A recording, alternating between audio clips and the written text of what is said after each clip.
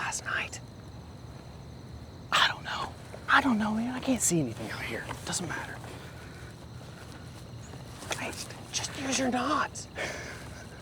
I would if I could, okay? But my battery's dead, okay? So just change your battery. I can't find my battery. I thought I had it in this pocket. It's not in this pocket.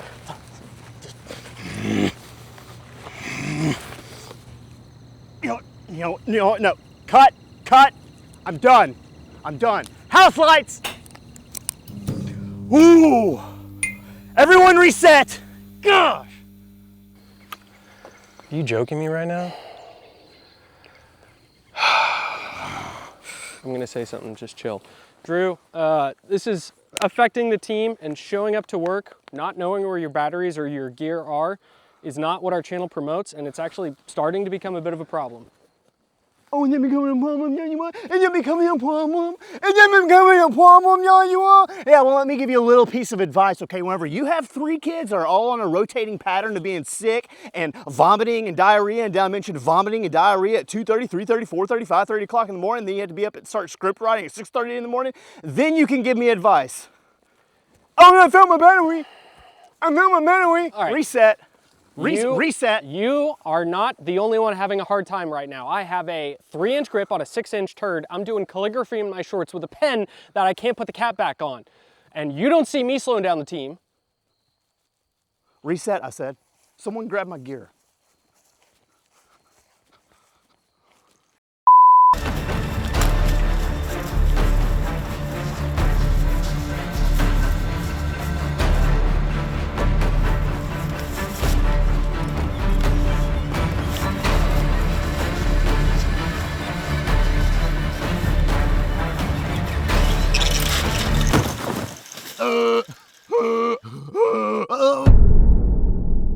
Now let me ask you a question. What if you were so good at working at night that you looked forward to the sun going down because you were so confident that you were better than everyone else in the darkness?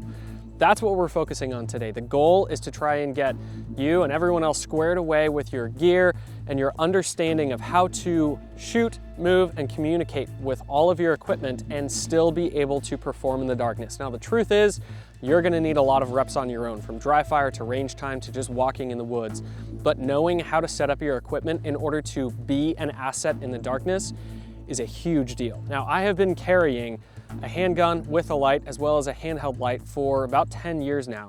I have gotten tens of thousands, hundreds of thousands of reps in dry fire and live fire, and even still, probably only about 30% of my work has ever been dedicated to trying to be better in the darkness.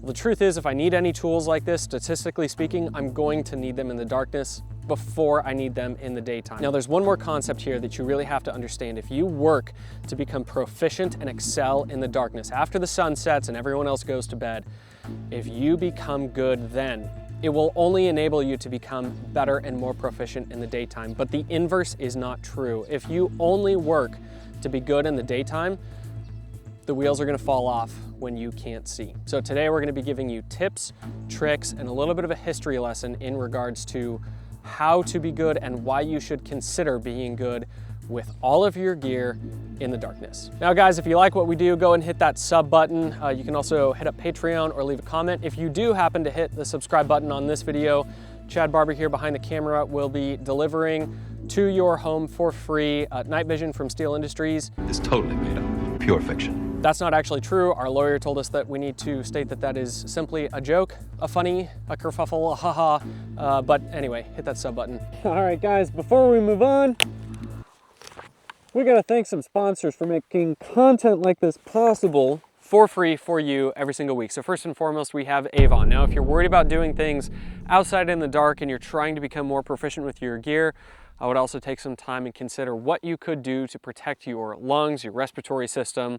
And when it comes to that, the go-to is Avon. Avon has been a high-performing, high-quality, the go-to respirator company in the protection defense industry. So if you are looking for a half mask, I would go with the Miter. This is the most comfortable, especially when it comes to working with a helmet, night vision, shooting, not to mention Again, this is something that is being used at very, very high levels to protect people from CS, chemicals, or what have you. So go to Avon Protection and go check that out. We have a link in the description for them. Next, guys, if you are using your rifle at night, having the ability to acquire your magazines out of your chest rig, as we will be talking about here soon, is really important. I don't want to be digging around in my chest rig trying to find that extra 20 round mag, and having a +2 capability on your 20 round magazine is also a plus. So for that, I go to Diefrico for the DOS boot. It is a mag extension piece that gives me extra ammunition,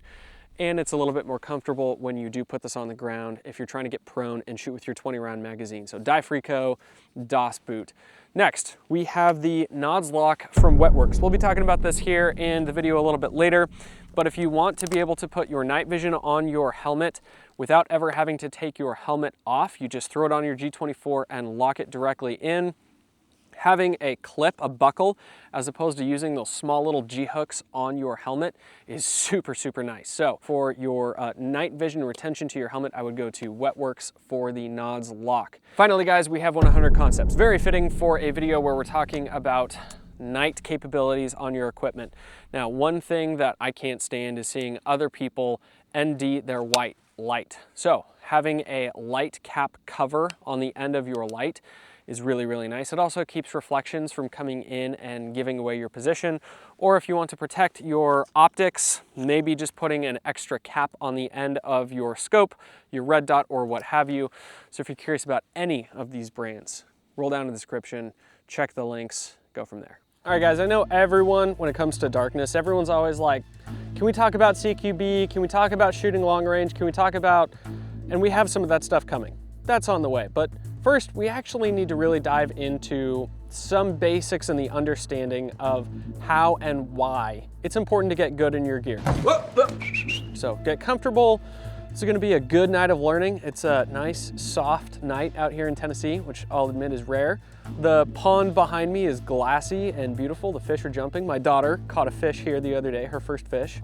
So it's gonna be an awesome evening. Okay, now first of all, is darkness a good or a bad thing? Well, I'll be honest, it completely depends on your own capabilities or deficiencies. Now, darkness has been a season or a period of time every single day when people who are working to hide their actions have a window of opportunity, and those working to bring those actions into the light have a little bit more work to do, simply because it is hard to see. Now, I myself have been working to get better at being in the darkness, but I have absolutely have many experiences where I have realized how poorly equipped or prepared I am to be able to do a certain task at night. Now, for example, I can shoot drills all day and I can do a simple task like tack magging my rifle. But then once I can't see where that mag goes back into, the half full mag, I suddenly realize how much I rely on that quick glance down at my chest rig or my plate carrier or my belt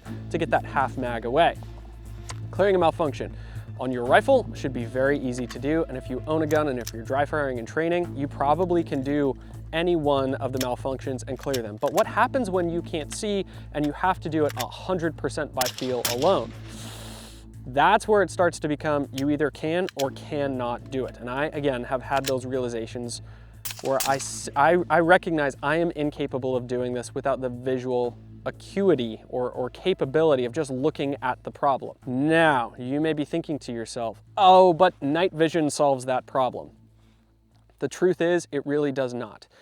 Night vision allows us to see things at certain distances, just like a camera. I can focus the lenses out in front of me.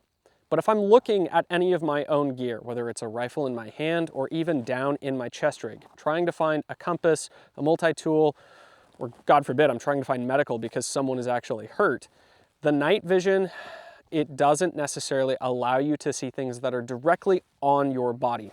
Not to mention, the tubes actually extend out and away from my face. So looking down, I can only tip my chin so far down in order to actually be able to see again on body. Now, the goal is to be able to find some of these things on body just like tying your shoes. I'm sure you're in pitch black without seeing anything. You could tie your own shoes, at least I would hope so, unless you're someone who's using those Velcro slippers. But the point is, that's all because of reps. Simply becoming comfortable in your own gear and getting the reps is a huge deal. Now, historically, here's where we get into the history side of things. A lot of certain people have figured out the importance of being capable in the darkness. And because of their effort to be capable in the dark, they have etched their name in history. Now, a famous person who really kind of set the stage for the American light infantry units was Robert Rogers. Now, Robert Rogers, who founded what we now know as the Army Rangers, ran many night operations, and his standing orders are true and are used by the Army Rangers even still today. Now, one of his famous standing orders was number 11, which says, "When you are to march at night, let the whole party be acquainted with the direction and distance, and let every man keep his hand on the shoulder of the man before him." Now, two key things here. First and foremost is communication ahead of time, ensuring that everyone in the party, in the crew, in your community knows where you're going and how far out that location is. And secondly, is ensuring that you have accountability and communication when everything else breaks down, because having a straggler left behind or one of your buddies wandering out into the middle of the night could mean absolute mission failure. Now, number 8 is even more famous and is still used today and has been echoed throughout time in many different field manuals and standards. Now, number 8 says, "When you encamp at night, let every man have his particular place assigned to him, and let him lay his arms and accoutrements by him, so that he may find them quietly in the dark without a light, if there should be an alarm." Now, that line, the final one, about finding your equipment silently in the dark without a light, is a standard that was set in the mid to late 1700s, but is still even true today. And if you can't find your equipment silently in the dark without a light, well, you're still not meeting the standard that was set a long time ago before night vision even existed. Now, what's interesting is as night vision came along, we can see from World War II through the 20 years of GWAT, there was a massive shift in night operations. So for example, back in World War II, night operations were only about 5% of the missions run. And even inside of that, those guys who were working at night were very specialized, and it was a very risky time for them to go out and do anything. Even with the fact that they did have flashlights, they did have some night vision capabilities, they still had maps and compasses and red lights and such. Then, throughout Vietnam, and once we get to the GWAT, the 20-year war, that jumped up to 50 to 60%. Now, some of that's probably because special forces to some degree was more heavily relied upon in that 20-year war, but even still, with the tools and the capabilities, we went from 5% to 50%, 10 times as many missions were starting to be run, and capabilities extended from just daytime into the nighttime. So, with the tools and the capabilities that we have and that any one of us can purchase, nighttime is work time when it comes to professionals. All right, so I just stated a list of problems and why it's crucially important for us to be comfortable in the dark. Also, being comfortable in the dark means that we're also going to be getting better for the daytime as well. Historically, even back to the 1700s, it's important to be good when the lights are out, but we haven't necessarily addressed the how, or what we can actually do to some of our gear to level up our equipment capabilities. So let's get into that. Let's get into some of the tips and tricks. And as we go, I will be highlighting categories for every one of my layers of gear. So those different categories are going to be noise and light discipline, equipment familiarity and touch points, equipment organization, so both putting things away as well as finding them, not having any loose ends, tie downs and tool security, and lastly would be ease of maintenance in the field. So let's take all of those principles and apply them to each point of kit that I have on body right now, and hopefully you can tie some of these ideas to some of your own gear, and then when you get out in the field, when you're dry firing or when you're getting some reps, they'll help you progress along your way into getting more comfortable in the darkness. Cheers. Cheers. Coffee was a good touch. All right, let's talk about the first level of kit, which is the rifle. So we're gonna apply noise and light discipline, or at least that concern, to the rifle. If that's all that you pick up, what should we pay attention to? Well, if you take your rifle and you give it a good shake, This is shake weight for men. The loudest part of that is the magazine bouncing around in the lower, and there's not a whole ton that we can do about that. But for the rest of the gun, let me make sure. That's pretty good. But for the rest of the gun, there's a lot of other spaces where we can ensure that the gun is not making any extra noise. Now, for example, the sling attachments. So people really love those old school traditional HK style sling points. But those rattle around on the gun a lot. So even when you're just moving or walking, you're making a lot of metal on metal noise. Now, next would be something like your belt buckle or your holster or something that is bouncing on your gun when your gun is slung and down. Now you can find different ways to silence the belt. You can even find different ways to sling your rifle, but paying attention to what is emitting sound is going to help a lot. Now another thing is if your optic setup, if you have a EOTech G33 style, when you sling your rifle, if that G33 is gonna jump over on you and it's gonna make that popping sound, being attuned to what the gun is doing while you're moving, you don't want to make extra noise if at all possible. Now, a fourth space could be something like your charging handle jumping or bumping when you are moving your gun around. So maybe your rifle was slung and as you're pulling it out around your kit or even just a puffy jacket, having that charging handle bump on you. There's a lot of other spaces where your rifle could make extra noise, but being comfortable in it while you're dry firing and paying attention to what's making the most amount of noise, not just shooting, dropping the bolt or pulling the trigger, but everything else on the gun is really, it's important and it's gonna help you become more comfortable in keeping your gun and your gear silent. Now light emissions, obviously NDing your white light and having that go off on you, that's not a good thing. Now the 100 Concepts light caps, they're not necessarily intended to keep you from NDing your white light as much as they are to ensure that you are not going to get reflection from other ambient light off of the lens inside of your light. Now they have an added benefit of making sure that if you do push that button, it's not going to throw a whole ton of light out. But a big reason why I have started to get away from pressure pads is because when I do sling my rifle or I'm doing a reload and my hand is going back onto the gun, I don't want to accidentally bump that pressure pad. So if you're someone who does use a pressure pad, make sure you're setting it in a spot where it is not going to be easily accidentally activated when you are simply putting your hand onto your rifle. The same would be true for your laser if you happen to have one. Now, on top of the fact that the lens in our white light can reflect light, the lenses in our scopes and our red dots can do the same too.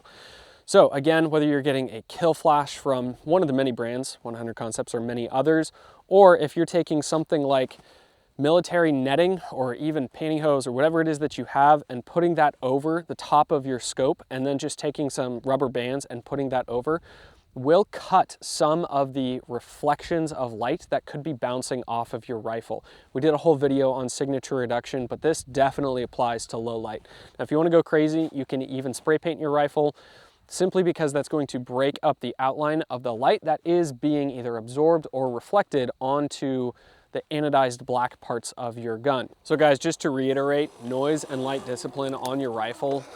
I got a reiteration for you because this is honestly kind of getting a little boring. I like things a little bit faster, but cool story time. Talking about the reflection of your different items on your rifle and even like your night vision tubes. So in milsim, in the rough game of milsim, that's often how we spot ambushes early. We spot guys waiting in bushes or waiting in like in a ditch or in some defilade. They're completely motionless, completely still, completely camouflaged. And the way that we often spot them is by periodically scanning with either white or IR floodlight. And 9 times out of 10, you will spot some sort of reflection. It'll be from a red dot, it'll be from a scope that's uncovered, it'll be from a light that is on the end of someone's rifle, it can even be from someone's night vision tubes. So this is a real thing, and it's actually one of the easiest ways to spot people who are kind of just laying in wait for you. And it's a really good way to not get ambushed and to be able to see what guys are trying to, pull you into before they start laying into you. I'm sure there was a better way to describe that also. All right, I'm out. Dude, you almost went right in the pond. I almost died! I saw you here, and then all of a sudden, I looked over there to find you, and you were up on a rear tire, your legs dangling off the back, your toes dragging in my mind, and you going, as you were trying to figure out where Earth was. All right, sorry, we just had a great laugh off camera. It's gonna take me a minute to get back on track. So, equipment familiarity. This one definitely applies to a rifle. So, could you grab this in the dark without any sight and get all of the settings exactly where you need it? I'm talking about ensuring that your red dot, you left it at the right settings so that you're picking it up and you know how to make those adjustments. Your scope, if you have that, do you know how to dial your parallax all the way back and find exactly what you want? Can you validate that your caps are zeroed out? Your white light cap, your laser, can you find all of the settings, even making sure that your suppressor is on tight, and then getting into loading, clearing malfunctions, tightening or loosening your sling, ensuring that everything is working in its proper way without ever having to think about the rifle? Do you know your equipment, specifically the rifle, just by touch and feel without any sight? If you don't, you need to start spending more time with your gear in the dark. Now, the next one is equipment organization. Now, there's not a whole ton specifically to something like this in the dark. It applies a lot more to chest rigs and helmets and such, but for equipment organization, one thing that I will add is if you have something like DOPE, which is data on previous engagement, I know where my rounds are going to land because I have a scope and I have done the work beforehand. If you have a data card, whether it's on your back cap or on an arm board, do you at least know those major distances and what your elevation holds need to be without checking any equipment in the light? So what is the max effective range for your rifle?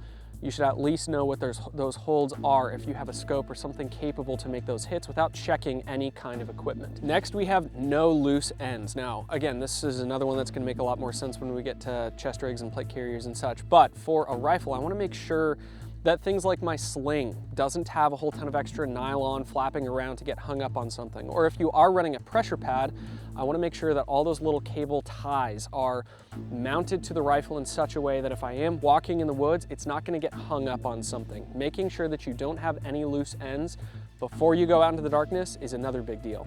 Then we get into tie downs and security. Now, if you look at some of those older pictures from GWAT or even before that, guys who were issued high quality, high expensive equipment, whether it's a scope or night vision or any of those kinds of things, they'll even have dummy corded to their rifle. Yes, their optic is mounted to the gun, but then they have wiring or 550 cord to ensure that if something starts to come loose, I'm at least not gonna lose my optic or my laser. And a lot of lights, lasers, and optics now have built-in points that are designed for zip ties or cable ties to some degree to make sure that everything is there. Now, I don't tend to go that far, but I will absolutely make sure that some of the crucial points on my rifle are witness marked. So what does that mean? I'm taking a paint pen and touching a little bit of paint on a screw where it meets up with the housing of the unit itself to ensure that before it gets dark, I can pick up my rifle and visually inspect to make sure that everything is tight, to spec, and exactly where I need it to be. Finally, we get into ease of maintenance. Now, there may be things that you can do on your rifle to ensure that you, when in the dark, you can't see, can maintain your equipment. So maybe something like that means I keep some CLP in the grip of my gun, or maybe I keep batteries back there. But then we get into things like, do you have to remove parts on your gun or break out a tool in order to change batteries? Now, I wouldn't advise intentionally going out into the darkness with a chance of having to have the need to change batteries. So a step here would be ensuring that all of your batteries, whether it's on a thermal, your scope, your red dot, your laser, are all up to speed. But what I definitely don't want to have happen is having to change the battery in the dark. If I do have to do so, I definitely don't want to add another step, which would be needing to have a tool in order to remove a pressure pad, cut zip ties, or get things out of the way in order to change that battery. I want to be able to do all those little maintenance things. Again, just like clearing a malfunction, I want to get my gun back up and running in the darkness as best as I can without any extra light or noise. Okay, I know that's a lot to consider for just the rifle. Let's move on to the next one, the chest rig. All right, so going back to noise and light discipline as it pertains to a chest rig. So first and foremost, if your chest rig is making noise simply while you're walking or wearing it and running around, there's a problem. So If you can take off on a sprint and make sure that your chest rig is not generating extra noise beyond just moving against your chest, okay, then that's a good thing if it is as silent as possible. If it is not as quiet as possible, find the problem and also find a solution. Now, next for light discipline, I would make sure that if you do have things like red headlamps, flashlights, or chem lights, they're not set in a location where they could be easily turned on or broken or activated to generate light. Additionally, depending on the kind of work that you're doing or whatever your goals are, I would make sure that your gear that is designed to generate light is stowed in such a way that if it is bumped, just like our light caps on our rifles, it is not going to generate light. So for me, chem lights are going to be going inside of a pouch, same with red headlamps and or flashlights. There's also other things that don't necessarily generate light, or they do generate light, we just don't think of them as doing so. So things like a radio or even your phone. What we don't want to have happen is have someone else reach out to us via communications and then a light is turned on. So what we do is ensure that our screens are turned to the skin, screens to skin. So if I'm putting my phone away, I'm making sure that at least if it's not going inside of a Faraday bag or a pouch, it is going inward. That screen is going towards my skin. Same with the radio. If it's going in a cummerbund or a radio pouch, that radio is facing me, not out and away, in order to generate light, because I can't always control when someone else is trying to contact me. Now, another one that I know is super popular and people love it is the IR identification patches. So whether it's an American flag or cat eyes or whatever else that it is that you have, those things are cool and there's absolutely a time and a place for it. But you have to remember that, especially under IR or if someone has night vision, those patches are essentially a mirror. They're designed to intentionally reflect as much light as possible. So yes, there's a time and a place for them, but even still, at least on my chest rig, I am using an extra flap in order to cover those IR patches, probably indefinitely. Now, if I have to pull it out, at least I have it. Now, the next level is ensuring that we have equipment familiarity before we go out into the dark with a chest rig. So what does that mean? Man, just like with the rifle, I'm ensuring that with my eyes closed, in the dark, whatever you want, without looking at your gear, can you find every single item on your chest rig? That's a long task, depending on how, it's a tall order, depending on how much stuff you actually have on body. Now, if it's not very much, that gets easier, but as you continue to scale up, changing batteries or finding a multi-tool, or man, even finding a different bit to go onto the bit set of your multi-tool. There's a couple different ways to do this. Now, one thing is ensuring that you actually have a level of organization to your gear. So setting packets of tools and equipment that run together. So for example, I have a water bottle on my right-hand side, and directly behind it on the inside of my plate carrier, or excuse me, my chest rig, I have my water purification system. Over here on my right-hand side, I have batteries and a rangefinder. Then over to my left, I have sensitive items. I have night vision and I have a radio. Having some equipment familiarity just by spending time in it and setting things in such a way as we get into equipment organization where things actually make sense is going to help you a ton. Now, a tie-on to equipment familiarity is also going to be touch points. What do I mean by that? Great example is, let's say I want to change the frequency on my radio, giving myself certain touch points. Now, finding that very small toggle inside of my chest rig could be a pain.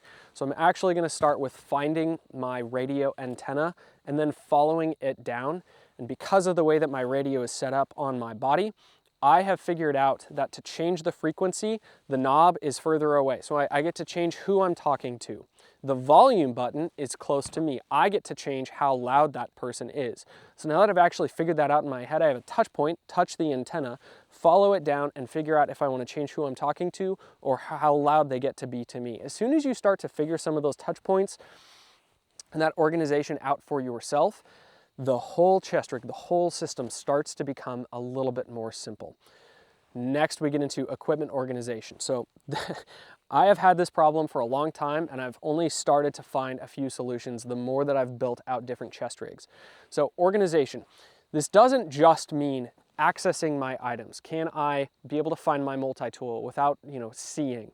Can I also put the gear away? Now, if you have a GP pouch that is holding everything extra on your chest rig or your plate carrier, and you struggle to find the small compass, the small face paint, the small, whatever it is, if you struggle to find it in there, it's not organized. So you may have a lot of good equipment on there and you know where to find it, but putting things away, that starts to become a problem. Now, a problem that I have on this chest rig are the pouches on the backside of this chest rig. They are slick and elastic. It's very easy for me to get extra mags into the chest rig when I'm not wearing it, but re-indexing them back into the chest rig often takes 2 hands in order to do so, and having a little bit of light helps as well. Now, a cheat code for me is a dump pouch. So sometimes you just need to be able to have a very simple solution in order to solve that problem. It is not a perfect problem, but man, it at least means that I give myself a cheat code. I have an out. If I'm doing a tack mag and I'm trying to put it back into this pouch and it's just not working, throw it in the dump pouch, and at least I know it's still retained and I have it there. Now, additionally for touch points, there's a lot of different zippers on multiple pouches on my chest rig. So what I have done is, I stole this idea from Jonathan Fisher, is making sure that each different pouch has its own touch point. What do I mean by that? Well, if I go down to this top zipper, the main compartment on the front flap of my chest rig, it has shock cord attached to it. It's kind of got some give, it's stretchy, whereas opposed to the one down in the front does not have give. Now I actually know what pouch I'm digging into. Over on this side, I know that the short pull away from me is gonna hold my thermal. The one that's closer to me that has a long string as well as a Ranger bead for pace counts, that extra bead is going to be for my batteries. So just having touch points where I know I'm in the right pouch and I'm looking for the right thing, that's gonna give you a form of a cheat code when you're looking for gear on body. Next, we have no loose ends. Now, just like the rifle, I wanna make sure that there's nothing hanging off of me that's actually gonna be hung up. Now, there are certain spots that's like, I can't help it, I have a dump pouch. That's what it's there for. But I don't want extra nylon straps or things that are just gonna unintentionally get hung up, whether I'm walking through the woods or walking in an urban space, wherever it is, I want to be as sleek as possible. So if you have to cut it, tie it, or tape it, go ahead and do so. Next, we're getting into tie downs. Now, this has become more and more of a big deal the more time that I spend outside. Now, it's one thing if you are outside in the daytime and you pull a multi-tool out or you pull a magazine out and you set it down in front of you. It's very easy while you're walking away to just look down and be like, all right, did I grab everything? That is definitely not the case at night, and it can be helpful with night vision, but generally we are not focusing our nods at, what, 5 feet, 4 feet away from us. So making sure that your equipment is tied to you. Also make sure that you're not going to be losing your equipment while you're walking around or using it. Now, if you're someone who hits the flat range and you're aware of the fact that when I'm shooting and moving, oh darn, this tourniquet wants to walk out on me, or some tool, some items constantly trying to escape, that is a problem, and you should definitely fix that before you're even trying to get good in the dark, because you're probably going to lose it before you even recognize it. I can't tell you, I don't know this personally, but based on other conversations I've had with people, millions of dollars, hundreds if not millions of hours of manpower have been spent on recovering equipment, even on just field training exercises in the military, because someone left their notebook, their nods, or their compass simply because it wasn't tied down and they weren't accountable for it. Now, we are not the professional team. You can call us the farm team. But even still, not being accountable for your equipment and losing it out in the field because it's just not tied to you is not a good option. So 550 cord, carabiners, make sure that you have tie downs over your magazines at least as an option, even if it's inside of a pouch. Making sure that it's dummy corded to you is a very basic thing that a lot of us need a lot more practice at and taking the time to do. Finally is the ease of maintenance. So if you go for a certain item, whether it's a tourniquet, a rangefinder, a flashlight on your kit, and you think to yourself, oh dang it, I gotta get that thing back out, then I'm gonna have to put it away. You may want to find a better way to stow, access, or put that item away, whether it's with a different pouch, a different location, or whatever it is. Find those key items, the items that you're going to be using the most, and make sure that your system is working for you, not the other way around. And with that being said, let's move on and briefly touch on the backpack or pack. The pack, really, all those same rules apply with the nylon on our chest rig, but on our back. There's a few things that I'm going to highlight here though. So I want to make sure that the pack that I am selecting, noise and light discipline, I don't want it to be a runner's backpack that's intentionally has a bunch of reflection on it. I don't want it to have that like rain fly material. Actually, the backpack that I have, this Vertex one, is quieter than the material on the Spiritus GP pouch. But in any case, I want to make sure that it's quiet and it's not reflecting light. And if I shake it, it's not making a whole ton of extra noise. But one thing that I will note is for a lot of us, we tend to put sustainment equipment inside of our pack. So your poncho, your water purification, your food, and it is next level capability.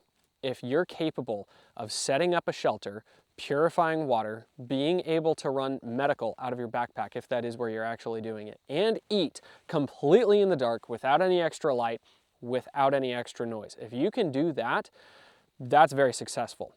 Finding those things, being accountable for your trash, and not turning extra light on is a big deal. Now, I will say, if you have to filter and purify water for yourself or your family in a bad situation, in a bad time, maybe where another nation, an opposing army is actively hunting you, like millions of people around the world are dealing with today, if you ever did have to do that, I hope to God you are not doing it for the first time in the dark, trying to read instructions.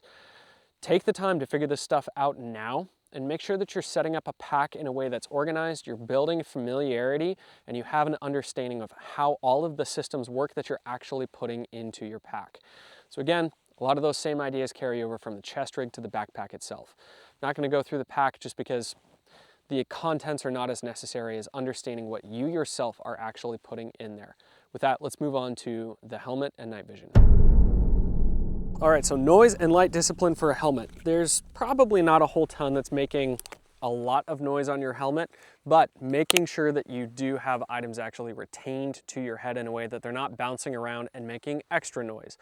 Next is a lot of us do put items that can generate and or reflect light on our helmet, going back to the IR patches, or some of us even have a red headlamp on our helmet. Super nice. The reason that people use red is because it doesn't dilate and kind of destroy our natural night vision nearly as fast. Additionally, it doesn't travel as far. So it's going to be a little bit harder for people to pick up if they don't have night vision. If someone does have night vision or even security cameras, yes, they're going to be able to see that red light fairly well. But if you're going to be turning any light on at night, using red is a really good call.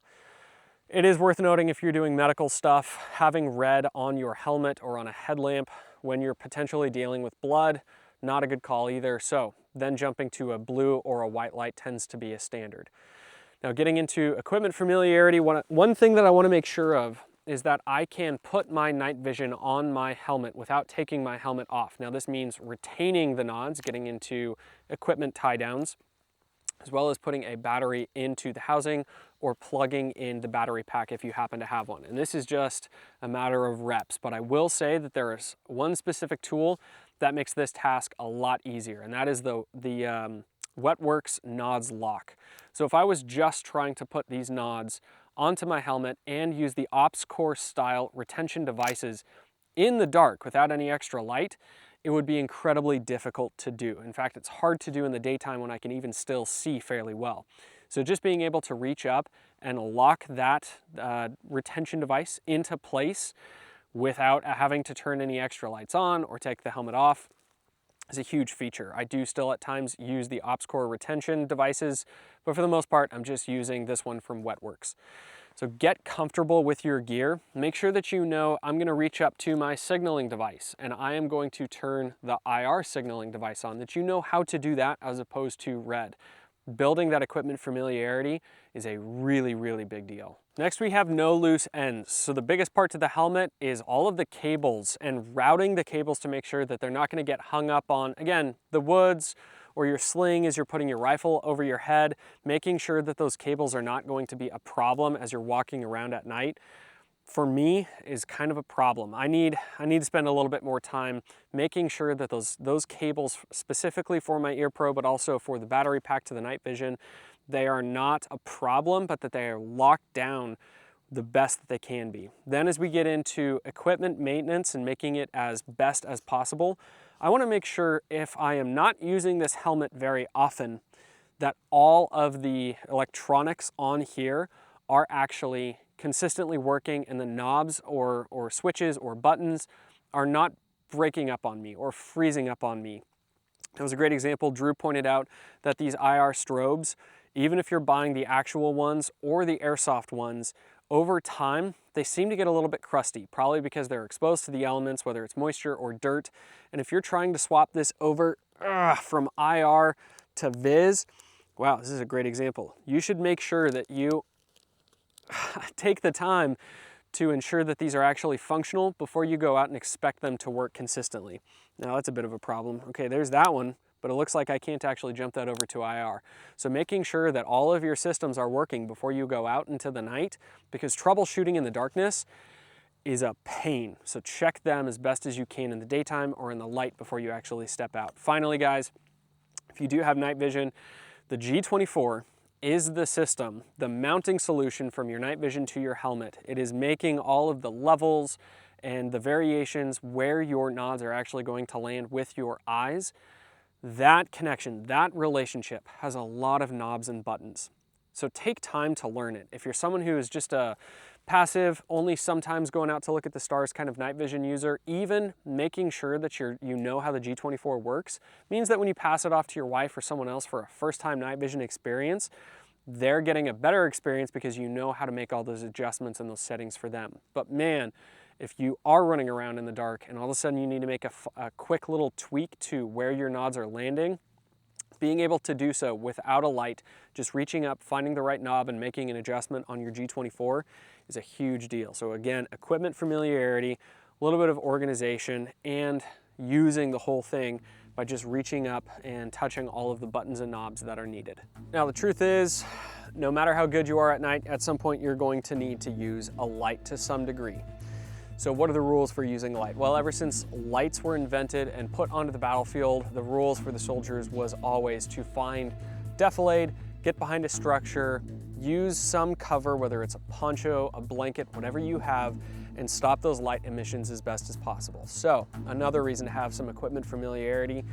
If I do have to pull out a map and I need to navigate, if I have a catastrophic malfunction in my rifle and I do need to actually fix something to some degree, whatever your reasoning is, if you are hiding from other people that are, once again, hunting you, or you're just trying to get better in your training and you're trying to get good with your equipment, getting under a poncho, getting down in defilade behind a structure or natural terrain in order to be able to control those light emissions and then turn your light on means I need to have good equipment familiarity, good practice in order to find my equipment, navigate, get where I need to be in order to then allow myself to even turn a red light on.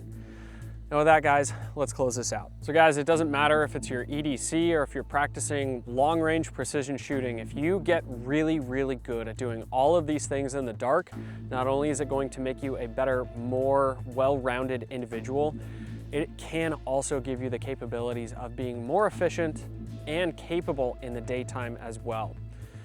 So if you are dry firing, if you do have night vision, take the time to go get those reps. Dry fire with your white light, even if it's the daytime. If you have nods, do obscure things like vacuuming the house, loading the dishwasher, or walking the dog with your nods. Do things that you wouldn't typically do just in order to be more comfortable with them.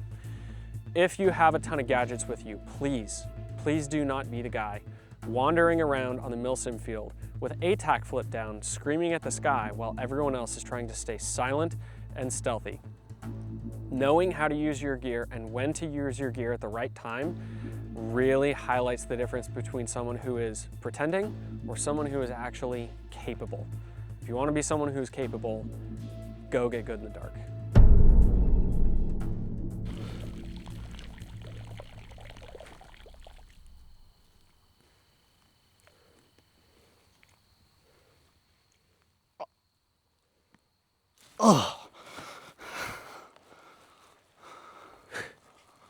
You can go.